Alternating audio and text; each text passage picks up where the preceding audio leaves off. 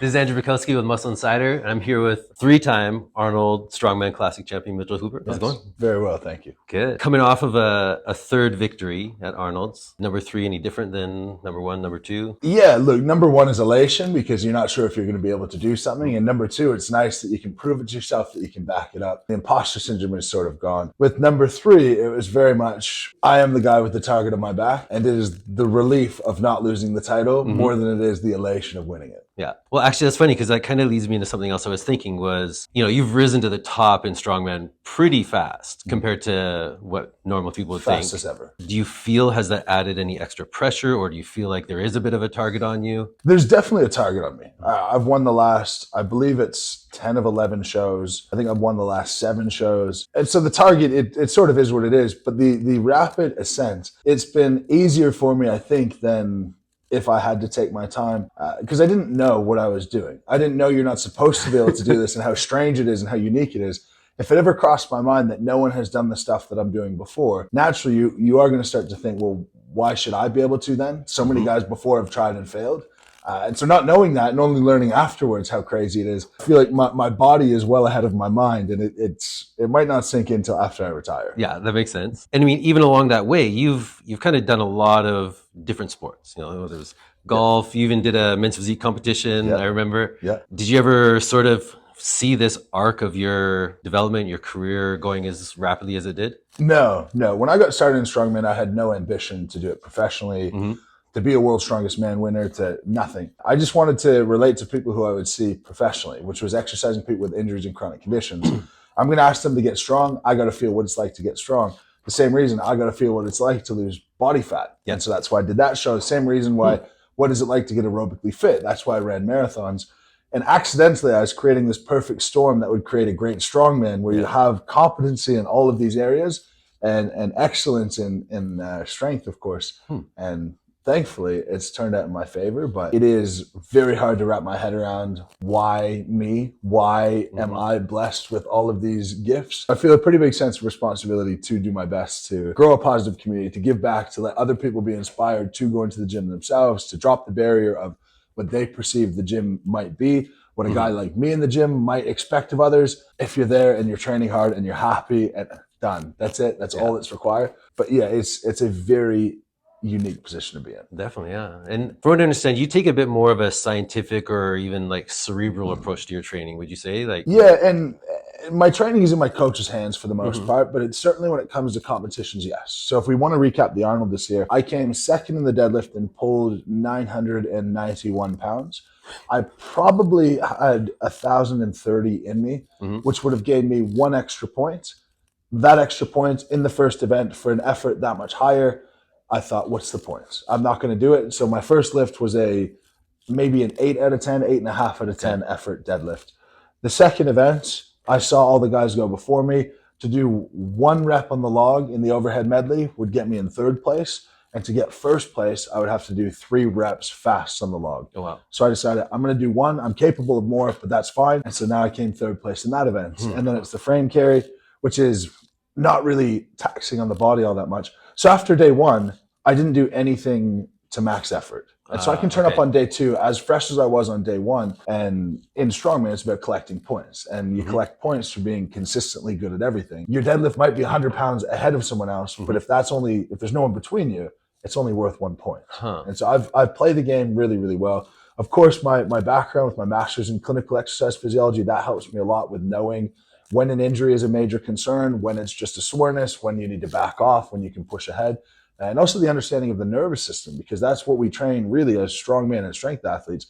Our bodies happen to get large, but we're optimizing our nervous systems before movement. Thinking about that, playing the game, do you think maybe even newer or some of the experienced guys that are in the strongman or strong woman even, do they not play the game the same and you think they're going for max effort, or do most people kind of have a understanding of playing it that way? Well, there's a couple of things to that. One is you have to be good enough across the board to say, I can give up a point here and a point here and a point here. I'm going to save it for later. And second, it can be nerve-wracking because let's say I am going to accept 3rd place in an overhead medley and I did that to a guy who came in second ultimately in the show. You really have to know your competitors to know when you need to push past them and when you don't. Okay. You need to know what every single guy is good at and not good at. For example, my win in 2022, a guy named Trey Mitchell was in the lead after the first day. He notoriously can't carry the frame. And so I thought, he's not even in the running for the show. He just happens to be in the lead right now. Okay. So I ignored him the whole way. And if I didn't know that about him in the frame, I would have continued to push as hard as possible at all times. Now you burn out. Now other guys are likely to beat you. Interesting. I was going to ask, like, with your background in kines and physiotherapy, would you say, does that help you when it comes to sort of knowing when there's potential for injury coming, or even just basic recovery even? Yeah, basic recovery is a massive one. I know when injuries are coming for the most part. And I know, say, a soreness under your kneecap, your knee's not going to explode. It's just going to be sore until you stop doing the thing that makes it sore, but it's not a medical problem. Let's say a pain in the crook of your elbow. I know that that's a bicep tendon about to come off. And those are the simplest examples. But I know a sore shoulder versus a torn rotator cuff versus a labral tear versus, I know all of those things very, very quickly. So that helps tremendously. But in terms of recovery, I think I've gotten to the stage in my career where you start with this presumption that if all I do is a couple of basic things really well, I'm going to make progress. I went and I did my undergrad, my master's, and then I thought, you need actual perfect recovery and perfect exercise prescription with right rest times and intervals and rest days and on to perform perfectly.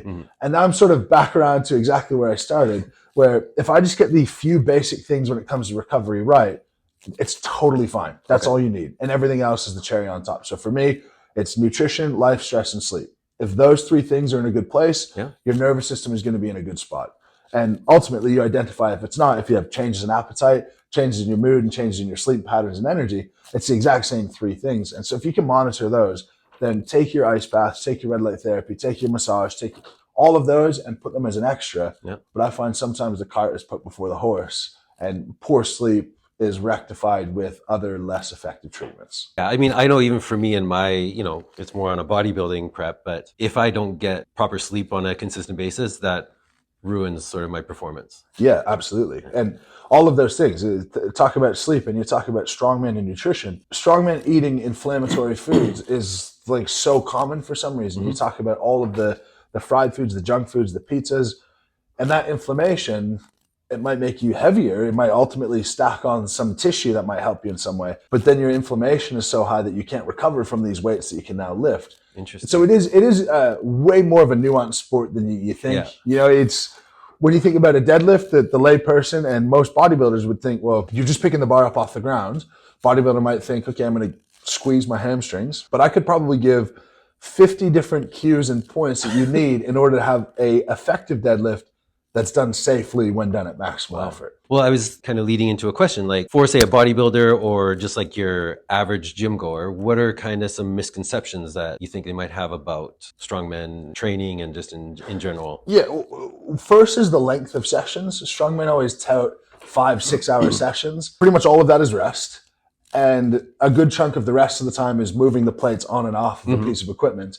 So say a in-season, like a last Arnold deadlift session would be 2 singles at a relatively heavy weight when I have 1 or 2 left in the tank. It would be 2 or 3 sets of pause deadlifts, and then it would be a couple of frame holds just for practice of the grip. Those 3 things combined might only actually be 25 seconds of effort, total training to win the Arnold Strongman Classic. That would be one misconception. Another is that you have to be 6'8" and 450 pounds to do well. It's historically the guys who have been most consistent have always been 6 foot to 6'5" and athletic. Right. And very, very strong, of course. But that consistency is always in the athleticism. The bigger you are, it doesn't make you better. It just makes you bigger. So say if you're 6'8", it will make you better at loading an Atlas stone to a platform because the platform's at your belly button, not at your sternum. Perfect. Yeah. But then you also have to press a log 8 feet over your head rather than myself, where I might only be at 7.5 feet. So if you have to do that over and over, it becomes a disadvantage to them. And then you've got the short guys, where if you're too short, loading things to a platform above your head becomes impossible. So the barrier to entry is not as high as people would imagine. People don't often look at me and go like, you are definitely the strongest man in the world. No. but I win every strongman show, or I have anyway for the past 12 months. It really is a sport more than it is a circus show. Okay. And I think that's probably the biggest thing that people need to understand. Thinking like with Arnold's, the way it tests brute strength is a bit different than the world's strongest man, I believe, right? Yeah. So now coming into the world's is the next one that you're doing, I believe. Yeah. Is your prep different as you approach this competition compared to Arnold's? Yeah, it's interesting because Arnold's always falls a couple of months before Worlds. And Arnold's, there's an obligation to be very, very strong, of course. There's virtually no obligation to be fit when you turn up to the Arnold. Okay. So being a bit fatter, being heavier, stronger at any cost makes a lot of sense. And then at World's Strongest Man, you can get away with being a little bit less strong and still win. Because here we have 4 days of competitions with lots of medleys and loading races.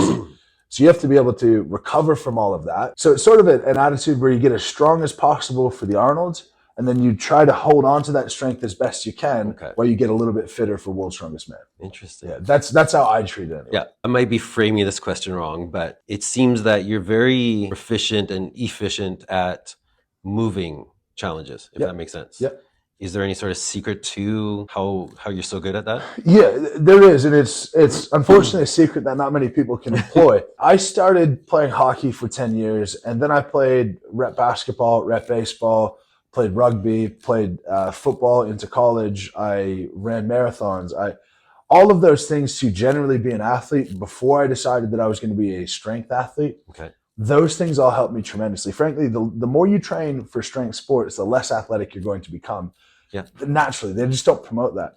So if you have a big athletic base and then you use that and get strong, you're going to be more athletic than virtually every other big guy. Of course, granted, I am a guy who could be 300 pounds and I don't feel uncomfortable. It doesn't feel heavy to me. This is just how I exist. So yeah, that vast array of sporting backgrounds. I think there's a major problem with social media and people getting inspired, which is great, but getting too inspired, thinking, I need to start at 14 years old to be the world's strongest man by the time I'm 25. And sure, but starting to me would look like playing all of these different sports, getting to know your body really well, making your tendons very resilient, and all the cases I just gave you, making my strength from my knee down to my toe as high as possible, and all of the tendons associated very robust, resilient, and stiff. Well, if that's the case, then that's going to make me a better strength athlete, even if it involves running marathons in the short term. So if you want to win World's Strongest Man, go run a marathon. Maybe not. Maybe not. But the logic does check out, obviously. Now, going back to Arnold's, was there a specific event that you find gives you the most challenge? And then is there one, maybe the frame carry, that you feel you're just made for? Yeah, the biggest challenge this year was the big jerk. So it was max overhead from behind the neck. I've been practicing split jerks for a little while. We had the choice to split jerk or push press. And I thought it would be a fun challenge to take on two split jerk. I did that last year when I broke the axle clean and press world record. I did that at the Arnold as well. But this is a different ballgame because you're putting a Olympic weightlifting bar on your back. You have to throw it and catch it in the perfect position. So you compound that with the rules where if you miss one lift, you're done. And so in an imperfect, highly technical lift, you're forced to be perfect to be able to continue in the show.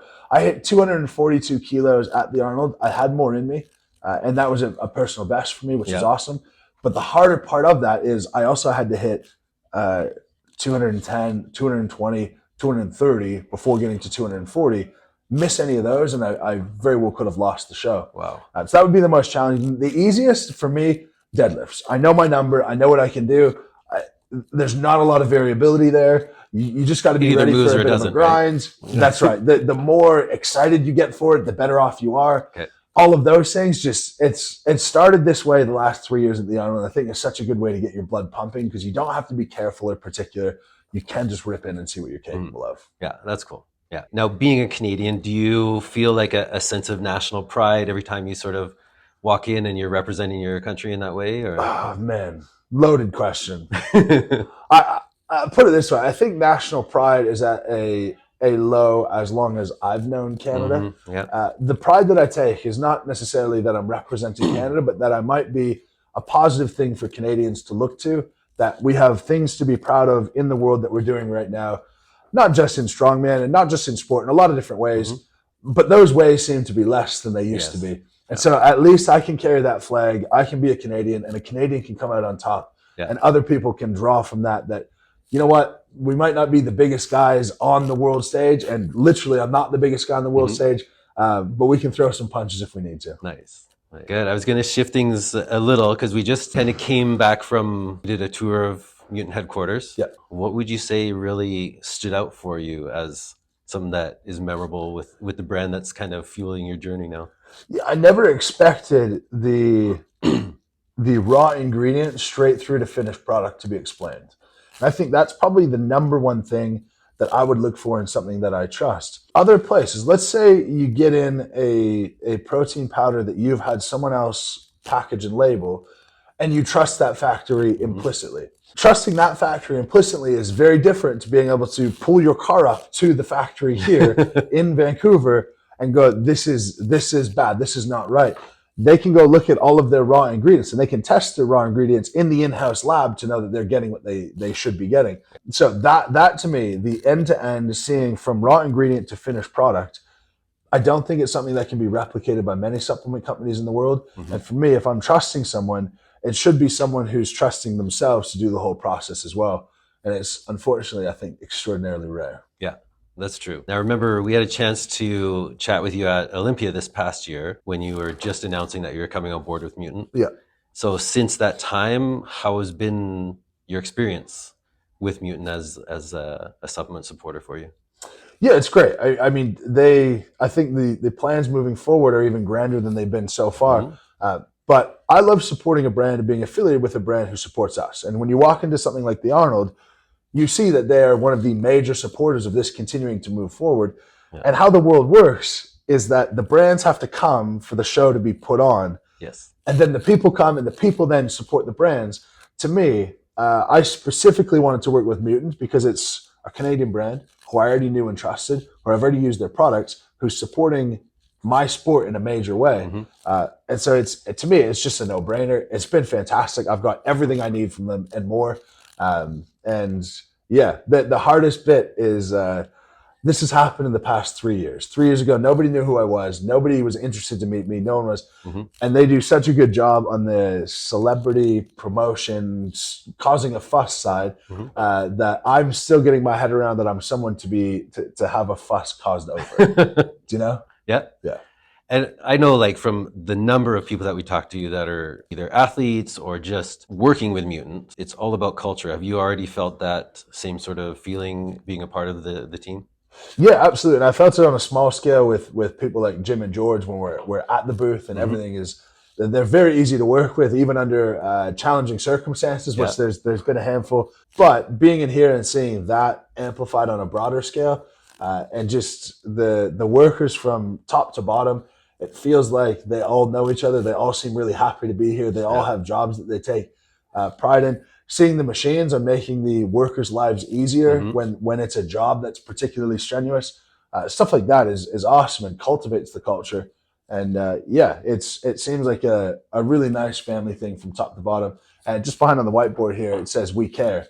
And that's one of the only things written on it in the office here. It seems that way. It has that vibe. It seems like people are generally happy and excited to be here. That's how people do their best work. So of course, happy to be part of the family. From what I remember, last year, the only show you didn't win was this World's Strongest Man. Is that right? But that was because of an injury to your hand? Yeah, I think I would have won if my hands weren't injured. But I say this all the time. I think I would have won if my hands weren't injured. And I think if I had wings, I could fly and I'd be a bird. So we have reality. Reality was that I didn't manage to win that one. I won every other show last year. But this is important for me to try to regain the title. And were you telling me before, like, you're a little bit different in this prep, that you have your coach coming to spend some time with you? Yeah. So my coach is coming over from the UK. He's going to spend 3 weeks living with me, training together, eating together, hanging out, which is partially to make sure that all prep is on point and doing good things. But partially, I think I've just gotten to points in my journey where we need to find a bit of fun again. It's always that the target's on my back. It's always that I should be winning everything. And even if I win by a smaller margin than expected, it's still a notable thing for people to talk about. And getting back to the roots of having one of my closest friends, who's my coach, that we're together, we're doing it together, having a good time, enjoying ourselves. That's when I compete best. That's when I feel most free. So yeah, really doubling down on prep this year. Nice. And now when I think like in bodybuilding, we think of some of the greats like Ronnie Coleman, we had Phil Heath, we had Chris Bumstead who just retired. Is it safe to say, do you think we're in kind of like a Mitchell Hooper era of strongmen? I don't know. I don't know. It's hard to refute. And this is where I can't speak about it emotionally, because emotionally it's just, to me, it's just a no. Like maybe someday, I don't know. Logically and statistically, yes. My win percentage is 67 right now. The best of all time is Mariusz Pudzianowski. He's the only one ahead of me at 70, but I'm doing it in a much more competitive era. I have a streak right now of 24 podiums in a row. That hasn't been done other than Zydrunas Savickas, who did a lot of smaller local shows to achieve that, where all of mine have been major shows. I'm on a streak right now of 36 straight individual events where I've come top 3 in the individual events themselves. And so it's hard logically to refute that this is my era. Right. How long does that era go? That's what I'm most interested in. It's been that way for the past few years. Can it be a few years more? Is it coming to an end? Could I have a 20-year-long career like a Brian Shaw or a Zydrunas? Or do I have bigger things in health, fitness, and wellness to do after Strongman? And those are all the things that I weigh up. And now would you say, like, are there any still feats that you want to accomplish, even if it's outside of competition? Yeah, absolutely. So the deadlift world record is absolutely something I'll be going after this year. That'll be 505 kilos. Eddie and Thor have argued for too long over 500 and 501. I like them both. So I'm going to put all of that to an end for everyone's sake. And I will deadlift 505 kilos in Birmingham, England this year. That's a major one. Otherwise, I take so much pride in not what I do, but who I am. And who I am is someone who's always going to work hard, always show up ready to win, always turn up with a proper prep, taking care of all the details. And if I can take pride in that process, then things like my podium streak starts to matter a lot.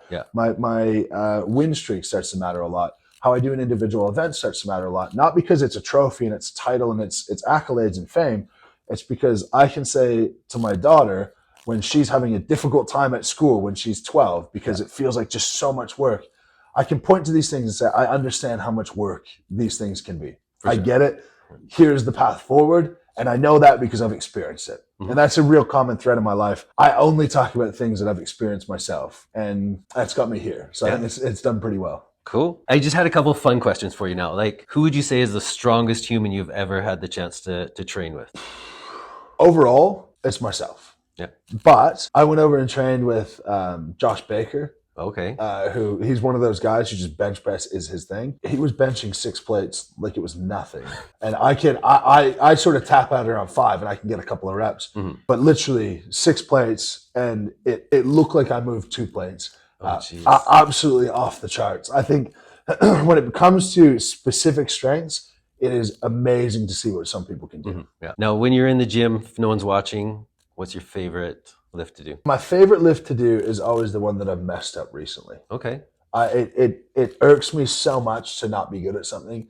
And it has been a major impedance in my life in many ways, but it's helped me tremendously in Strongman. So let's say at the Arnold, even though I won, there are things that I need to clean up. For example, my log clean wasn't very good, which is a relatively minor thing and an easy fix. But now, since that's the thing that I most recently made an error on, I just want to do that. That's all I want to do. I want to focus on that. I want to get that perfect. So then when it comes to the next show, I can show, not that I win again, but I can show that I'm continually objectively improving myself. And ultimately, I think that's what most people are striving for when they get into strength sports. Is how can I objectively improve myself in some way, change my body to make it do something that it couldn't before? And when you think of that, like, I think of like the Ninja Warrior stuff and guys that prep for that, they've got huge apparatuses all set up in their yards and things. Do you have like the log presses and stuff like set up, or do you just sort of do other lifts similar to with traditional equipment in the gym? It's kind of 50-50. There are certain things where we can replicate it. For example, log press, I have a log at my house. Fine. A lot of events are that way. Log, dumbbell press, deadlifts, squats, no problem. Axle clean and press, no problem. But the shows will always throw in a couple of things that you just can't anticipate. For example, iconic, a bus pull, truck pull, plane pull, whatever. You don't know anything about how that's going to feel until you're there on the day. I bet. They could give you the weight and the tire pressure and everything. You still don't really know. Because what are the bearings in the wheels like? What's the temperature on the road? What's the road surface? So you just have to find something heavy pull it at various intensities, and maybe this is going to work out, maybe it's not. We have one called the Fingal's Finger, which is it's about a 15-foot long metal pole, maybe 6 inches around in diameter, and we have to push that up and topple it over the other side. So I got 2 4x4s, and I got them like glued and drilled together, and affixed that into the ground. And during one of my training sessions, I sort of slipped, I dropped it, and this 15-foot long, I think it was 2 8x8s actually. Anyway, it cracks in half. It barely misses my head. Yeah, so that's just strongman. That's just what happens. That's what we have to do. You do your best to replicate. But there's also the reality of if that event in particular, the Fingal's Finger, turns up in 1 in maybe 20 shows, well, do you want to then go buy one and spend the money, build one and take up the space, and then figure out what the hell to do with that space afterwards? And now you're taking down this big thing, and you're like, I'm doing all of this for one event of 12. How much do I need to? Mm-hmm. And maybe that's an arrogant thought that I have right now because I can get away with it. It is difficult to be able to replicate everything. Ultimately, we don't. But strong is strong. Yeah. If you're strong, you're strong. Done. That's as simple as that. Last one I got for you. I'm not a big cheat meal guy, but like, what's your ultimate strongman on-plan meal? It's good that you said on-plan because like that's a cheat meal to you guys probably. My favorite on-plan meal. Right. So I really like my morning shake. That gets me out of bed most mornings. Okay. And it's pretty clean. It's just milk, mutant isolate, almond butter, banana, ice, oats. Done. That'll be one drink. Another drink on the side is plain Greek yogurt mixed with orange juice. Better than you expect. And so that combined, all good. If I have time for cereal, count me in for Lucky Charms, for Cinnamon Toast Crunch. Oh my God. Any child's cereal, major fan. Very cool. Yeah. I don't want to take any more of your time. I know you've got lots on the go, but I appreciate you taking the time to sit with us and chat.